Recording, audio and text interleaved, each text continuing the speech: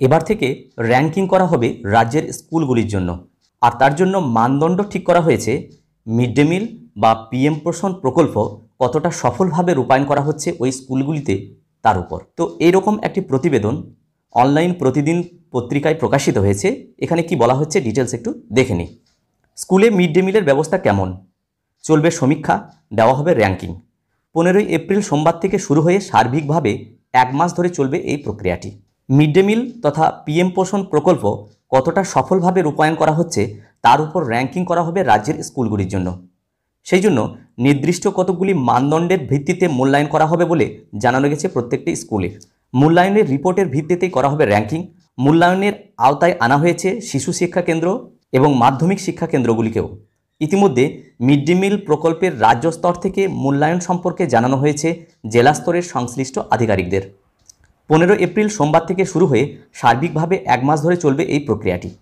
সমীক্ষার ধাঁচে স্কুলগুলির মূল্যায়ন করা হবে।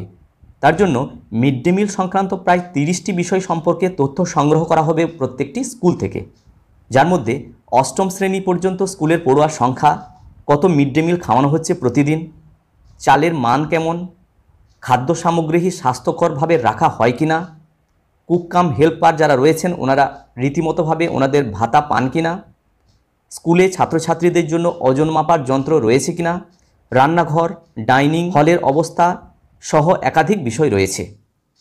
এবার এই তথ্য সংগ্রহ কারা করবেন, তার জন্য বলা হচ্ছে যে এই তথ্য সংগ্রহের জন্য স্কুল পরিদর্শন করবেন একজন করে দায়িত্বপ্রাপ্ত আধিকারিক।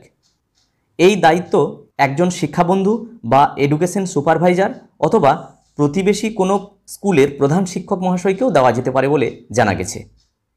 15 এপ্রিল থেকে 2 মে পর্যন্ত তারা তাদের নিজেদের জন্য নির্দিষ্ট স্কুল, এসএসকে এবং এমএসকেগুলোকে পরিদর্শন করবেন।